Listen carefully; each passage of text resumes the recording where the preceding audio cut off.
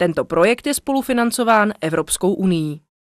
Partnerem projektu je Centrála cestovního ruchu Jižní Morava.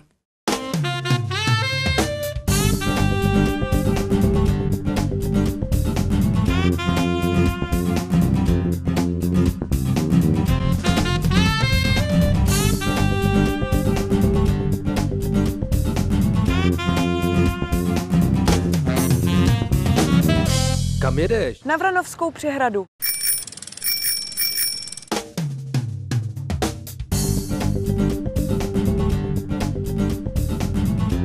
Vranovské přehradě se někdy říká Moravský Jadran a tak byste tady mohli strávit klidně týdenní dovolenou, to je vidět už na turistických známkách. Nás toho čeká opravdu hodně, všechno ale za jeden den určitě nestihneme. Rozhodně uvidíme hrad Bítov, podíváme se na zříceninu Zornstein a projedeme se lodí po Vranovské přehradě. To dělá dohromady 39 kilometrů, ale žádnou paniku. Velkou část pojedeme lodí a na kole nás čeká jen něco málo přes 20.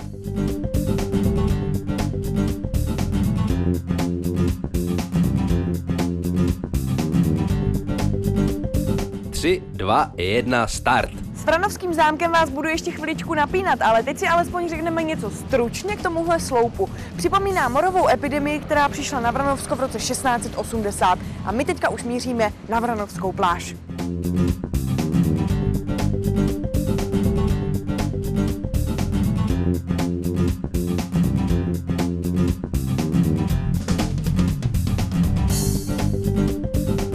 Vranovská pláž je největší rekreační středisko u přehrady a také dobrý výchozí bod pro vaše výlety. Hlavně taky proto, že u hráze je přístaviště lodí. V létě se připravte na rušnou atmosféru. Turistická sezóna na Vranovské pláži je v plném proudu. Naplno jedou penziony, chatky a jak vidíte, plní se i kemp. Já jsem si dopředu ubytování nezarezervovala a tak si tady postavím stan.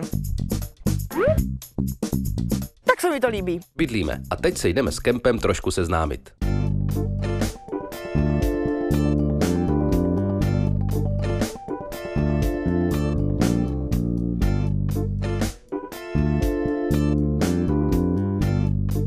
Dobrý den, Aničko. Dobrý den. Jsem rád, že vás tady potkávám zase opět. No teda dneska je úplně nádherný počasí a vidím, že to tady žije. No, vybral jste si úplně nádherný počasí, jako zatím nám sluníčko přeje, takže já doufám, že už jste se tady někde podívala, jestli už jste se přidala ke klukům na nohejbal, nebo teprve jdete na to. No to zatím Vidím, ještě ne. že jdete tím směrem. Já si vyberu něco víc takového odpočinkového a pro zábavu. Máte tady nějaký nový atrakce? No, máme tady nový atrakce, když se podíváte dolů, tak vlastně uvidíte elektrolodě, uvidíte nafukovací vodní skluzavku, pak pod tobogánem samozřejmě na ten bych vás taky doporučil, abyste se šla sklouznout, je 80 metrů dlouhý. Jinak máme vodní fotbal ještě taky, výborná atrakce, to určitě vyzkoušejte. No. Pak máme pro děti, máme tady trampolínu skákací, pak máme i vodní trampolínu, ta teď je tamhle za stromem, takže dobrá atrakce. No a pak spoustu tady dalších hřišť, víceúčelový, hodně prostoru, co se týče badminton, pingpongový stoly tady máme, takže prostě dá se tady dělat hodně věcí. A zajímavá zpráva pro rodiče. Kemp pořádá i animační programy pro děti. Jdeme to zmapovat z vodní hladiny. Já bych si chtěla půjčit tady tu loď, ale nemám na to žádný řidičák. Na to vůbec nic nepotřebujete, to je naprosto jednoduchý. Tady máte volant, ten je jak v autě, vlastně tady jenom přepínáte doleva, na jedničku je zpátečka a dvojka dopředu.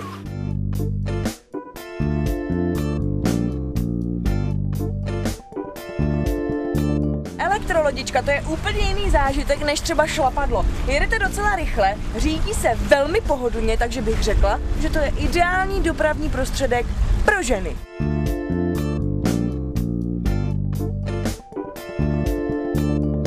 Výhodou je, že si s lodičkou můžete jezdit kde chcete, takže si můžete zažít třeba to, že se na Švýcarák podíváte ze spodu, tak jak to určitě doteď neznáte.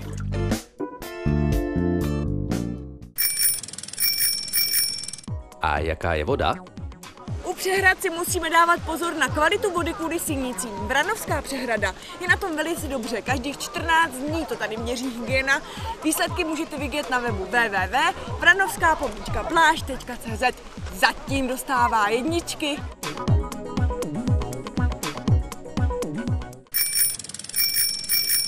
A hurá na velkou loď. Nástupiště je kousíček od hráze. Vidíte, já jsem přišla s kolem a nevím kam s ním. Já se od vás zmu a hodíme ho napříč. Sedět můžete v podpalubí, kde je chládek, anebo na střeše, kde jsou lepší výhledy. K dispozici je také bar, kde mají sladkosti, točené pivo, anebo třeba víno. Dobrý den. Já mám chuť na nějaké místní Jíčko, máte tady něco v nabídce? Od Slovínu vám můžu nabídnout vodocové lahvičky, klasické zelené, svatloučenecké. Tak já dám přednost tomu veltlínku.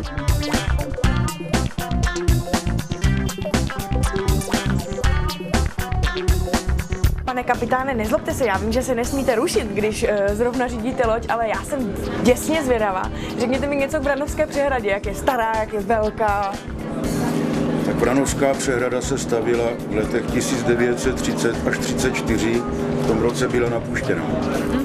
Dlouhá je 30 kilometrů, rozlohu má přibližně 760 hektarů a maximální hloubka u hráze je 45 metrů.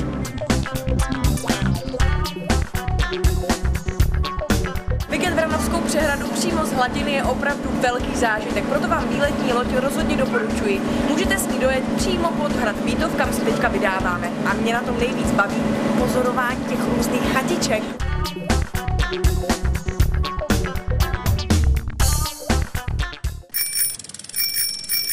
Jak to tak bývá, hrady bývají většinou na kopci. A to znamená, že od lodi si musíte pěkně máknout, pokud máte kolo, tak jako já, tak i trošku na schodech zaposilovat. No ale výsledek stojí za to. Hrad Bítov patří k těm nejkrásnějším na jižní Moravě. Navíc se tu provází teprve pár let. Vybrat si můžete ze 3 návštěvnických okruhů. A k tomu jsou tady i výstavy anebo třeba malá zoo.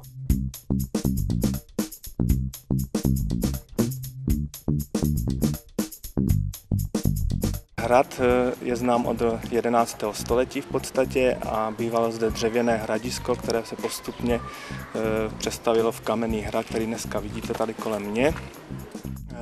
Byl to přemyslovský hrad, zeměpanský, ovládal jihozápadní Moravu, v podstatě celou Telčsko, Dačicko, Moravské Budějovice a tak dále. Sloužil vlastně jako obranné linii jižní hranice země proti vpádům rakouských vojsk. Od 13. století se zde vystřídaly šlechtické rody, začalo to Lichtenburkama, vlastně Bítovští z Lichtenburka. Ti roku 1572 potom vymírají po meči. Po nich zde nastoupil rod Jankovských z Vlašimi roku 1612 a po nich potom Daunové, kteří vlastně přestavili hrad v dnešním neogotickém stylu, který vlastně vidíte kolem mě na těch budovách okolních. Posledním majitelem soukromým byl baron Jiří Haas z Hasenfelsu, majitel soukromé porcelánky ve Slavkově u Karlových Vár, vlastně porcelánka Haas a Čížek. Ten zde vlastně celý areál přebudoval na takovou soukromou zoologickou zahradu.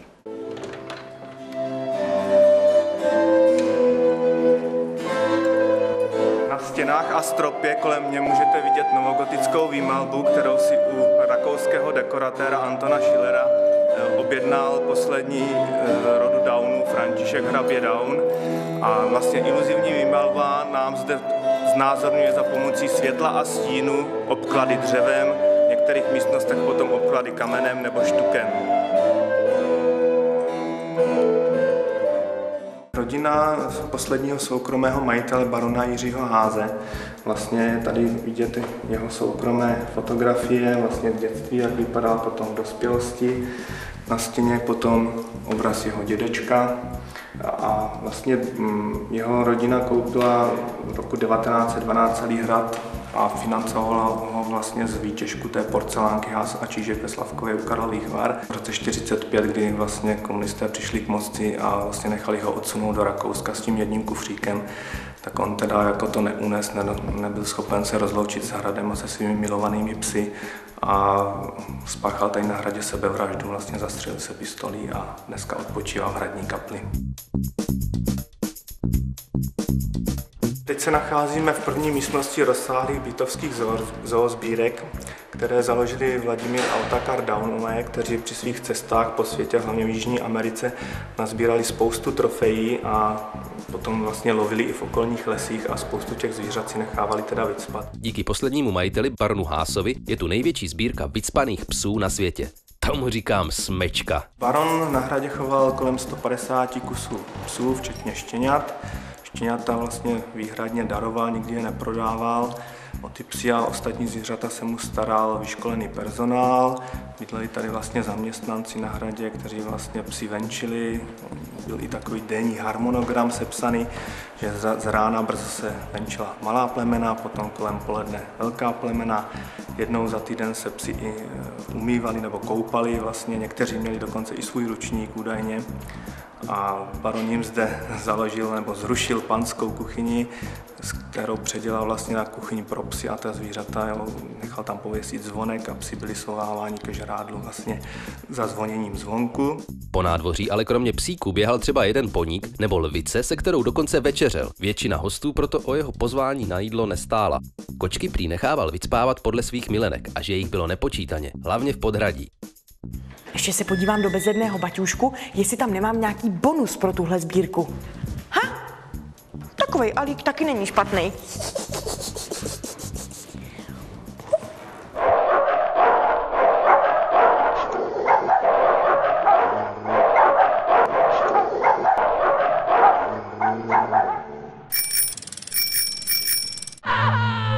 Kdo zlobil, byl krutě potrestán. Přicházíme do středověké mučírny. Vracíme se do dob, kdy se každý bál ukrutného kata.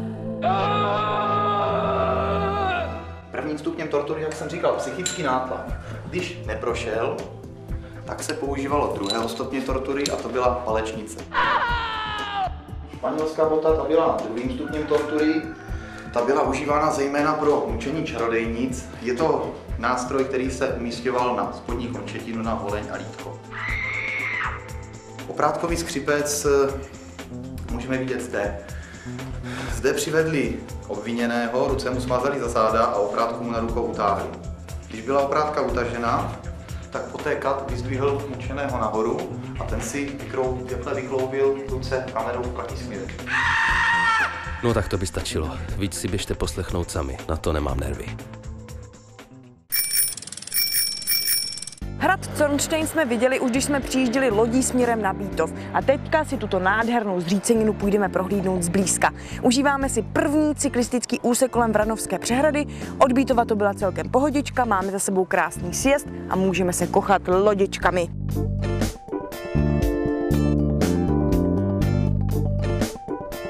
Vítám vás, Aničko, na hradě Zornsteině. Hrad Zornstein spravuje Jihomoravské muzeum ve Znojmě a jedná se o jeden z největších hradů vůbec v Podyjí. Po hradě Bítově a Vranově a Znojmě je to zřejmě čtvrtý nejrozsáhlejší hrad na této jihomoravské hranici. Jeho založení sahá do první poloviny 14. století, kdy bítovský pán Raimund z Lichtenburga potřeboval jaksi pro své děti postavit další z šlechtických sídel a tím právě byl hrad Zornstein. Dřív se dalo na hradě přespat, dneska je sem oficiální vstup, ale díky tomu tady můžete potkat třeba opravdové středověké bojovníky.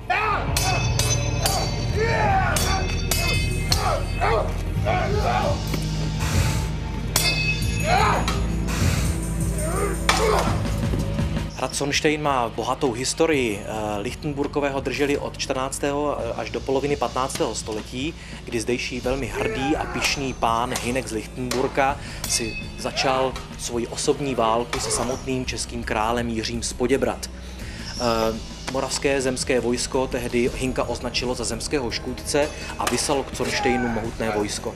To vojsko začalo Zornstein obléhat. Ale jak sami vidíte, všude kolem je hluboké údolí řeky a hrad dobře dobít fyzickou silou nešlo. Takže nakonec museli obléhatelé zvolit tu nejzdlouhavější taktiku a to je vyhladovění hradu. Hrad byl obléhán 11 měsíců a po 11 měsících se opravdu nakonec obránci vzdali. O této bitvě se povídá i nejznámější pověst. Posádka chtěla na závěr hrad zachránit mocným výpadem proti nepříteli. Tento ale čekal a hradní vojsko zmasakroval. Z okna to sledovala Matilda, manželka velitele, a když viděla, co se stalo jejímu manželovi, skočila ze zoufalství z okna. Citlivé bytosti říkají, že tudy dodnes prochází jako bílá paní. Další hradní pověst se váže přímo k této studni. Z ní totiž údajně každou květnou neděli vystupuje poklad. Uvidí ho ale jenom ten, který tady bude sám, bude se pečlivě modlit a dodrží veškerá pohádková pravidla.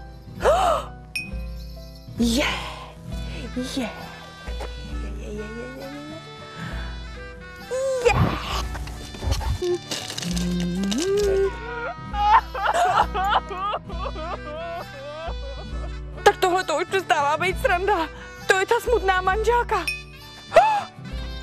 Ty mě odsud rychle pryč, i poklad zmizel.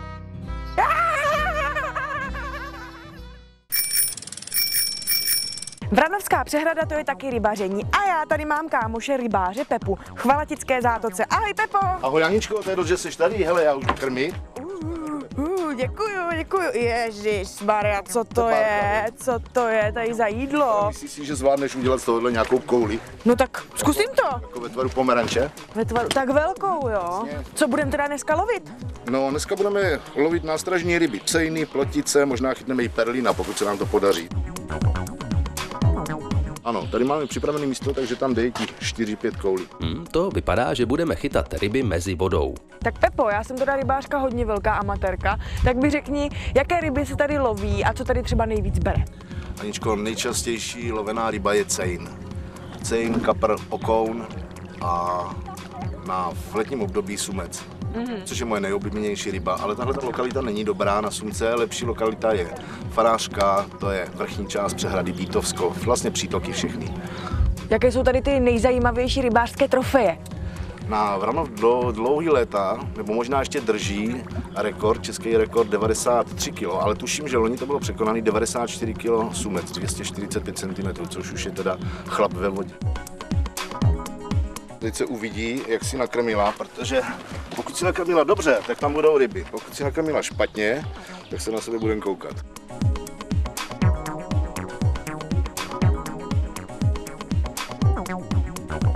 Ideální nástražní ryba na sumce.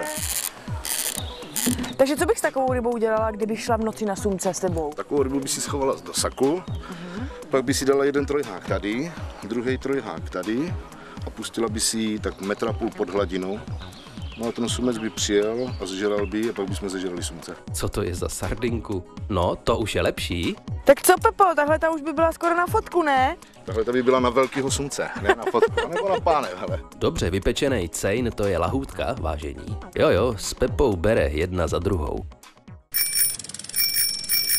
Okruh uzavíráme znovu na Vranovské pláži. A ještě nás čeká adrenalin. Mají tady lanové centrum. To jsem zvědavý, jaká budeš hrdinka. Máš tady vždycky 2 karabiny, musí být připlý obě 2. Udržela by tě i jedna, ale dělá to z toho důvodu, aby ses potom mohla ve vzduchu připínat a nebyla si ani chvilku odjištěna.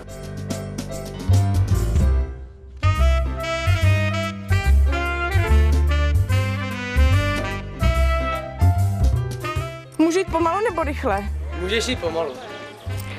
Jaj. Tak ruce se mě klepou víc než nohy. A abych řekla pravdu, tak mám strach jak malý dítě. Nejhorší bylo sem vůbec vylézt a dělat, že to je parádní zábava, mě jde jenom těžko. No snad si na to zvyknu. Malý dítě by se možná ani tolik nebálo. Vynecháváme. Pane bože. Ježíši Kriste. No vidíš, jak ti to pěkně jde. Tak do toho.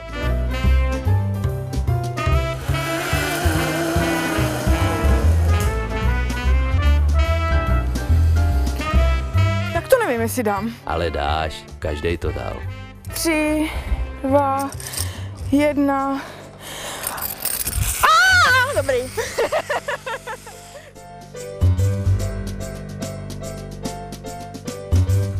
Tak můžu teda říct, že už jsem vyzkoušela cokoliv, ale teď jsem musela několikrát překonat sama sebe. Ale teď jsem na sebe zase pyšná. Adrenalinu jsme ještě dneska neměli dost a tak mám pro vás takové zpestření. Ve Vranovské přehradě totiž každý rok odpočívá lechovické šampaňské. Prý je to v nějakých klecích na dně, tak já se tam jdu podívat.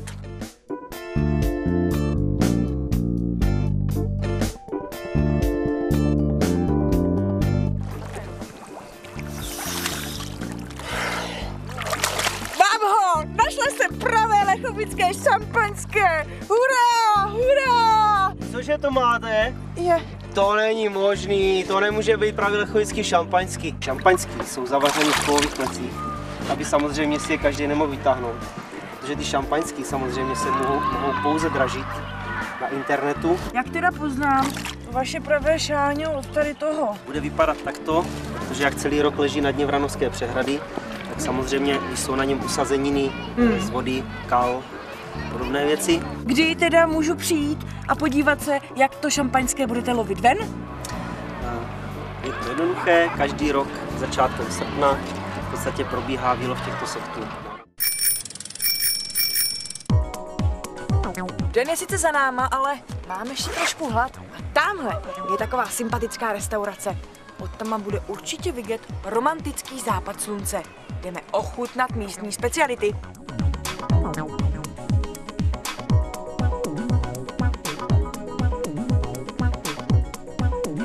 Víte co? Já vás trošku vyzkouším a nechala bych si něco od vás doporučit. Já bych vám doporučil krkovici na grilu s grilovanou zeleninou a bylinkové brambory. No tak to je výborné. A měla bych chuť na nějaké léchovické vínko. Jaké by se k tomu hodilo? Modrý Portugal? No, super, vy se o mě umíte postarat, tak jsem s tím, děkuju. Tak je vidět, že tady razí teorii, že v jednoduchosti je krása. Masa je pěkný kus, zeleninka je sezónní a brambůrky nejsou vůbec nějak uměle nakořeněné. Jdeme to ochutnat. Chuťově je to akorát, to znamená, že slánku a pepřenku teďka určitě potřebovat nebudu. A můžeme si udělat další zápis do turistického deníčku. Máme totiž za sebou výlet na Vranovskou přehradu. Společně jsme vyjížděli od Tycka, nejprve jsme vyzkoušeli různé atrakce na Vranovské pláži. Lodí jsme se potom vydali pod hrad Bítov, který jsme poté navštívili. Viděli jsme také krásnou zříceninu Zornstein, rybařili jsme s kámošem Pepou, zvládla jsem tohleto lanové centrum, vylovili jsme šampaňské ze dna přehrady, dali jsme si výbornou večeři, no a teď je čas na zasloužený odpočinek. Mějte se a příští týden znovu na viděnou. Zdrávy došli, to je turistický pozdrav.